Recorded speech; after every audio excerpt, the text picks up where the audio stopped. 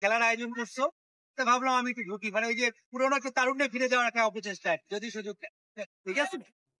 তো যারা খেলাধুলা করে তারা আর যাই হোক মাদক সেবী হবে না। সঠিক কিনা?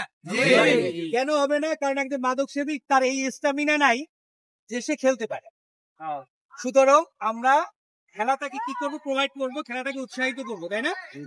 আর খেলা কি অন্যতম একটা বিনোদন, তাই না? আমরা টিভির সামনে বসলে দেখা গেল যে আমার মা বোনেরা দেখতে চায় সিরিয়াল, আর আমরা দেখি কি? খেলা, ক্রিকেট বা ফুটবল, নাকি?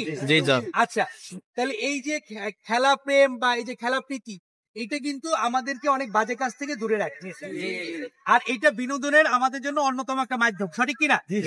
আচ্ছা, এই যে দুটো স্কুল মুখোমুখি, এর মানে কিন্তু তোমরা কিন্তু বিনোদনের এটা এখান থেকে কিছু ভোগ করো, উপভোগ করো, প্রতিপক্ষ হিসেবে আবার কাউরে একটু ইনক্লুড করে দিও, ঠিক আছে? আমরা নিয়ম মেনে তারপরে আমরা খেলবো। আমরা তো খেলতেছি কি ভালো লাগার জন্য না? হ্যাঁ, ভালো লাগার জন্য। কেউ ভালো না লাগলে কিন্তু খেলতে আসতা না। আচ্ছা, তো এই ভালো লাগাটা যাতে খারাপ লাগায় রূপান্তরিত না হয়। হ্যাঁ, একটা খেলায় যেমন আমি একটু আগে বলতেছিলাম যে পুলিশের কাজ হচ্ছে সবসময় প্রতিপক্ষ তৈরি করা, মানে একটা মামলা করলাম, কারো না কারো বিরুদ্ধে আমার যাইতে হবে। তাই এখানে খেলতে আসছো, একেবারে ড্র হইলেও পরে আবার পেনাল্টি হয়, তাই না? আমরা তো কেউ না কেউ হারবো, নাকি? আচ্ছা, তাহলে আমরা জয়ের চেষ্টা থাকবে, বাট হারলে আমরা মন খারাপ করবো, প্রতিপক্ষকে কি করবো? অভিনন্দিত করবো, ঠিক আছে? তো ইনশাল্লাহ শুরু করো।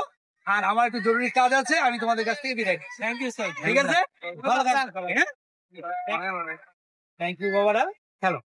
খেলাধুলা আমার খুব পছন্দের জিনিস, বুঝছো? সময় স্বল্পতায় ভালো থাকবে না, ক্লিয়ার না? হ্যাঁ, থ্যাংক ইউ বাবারা।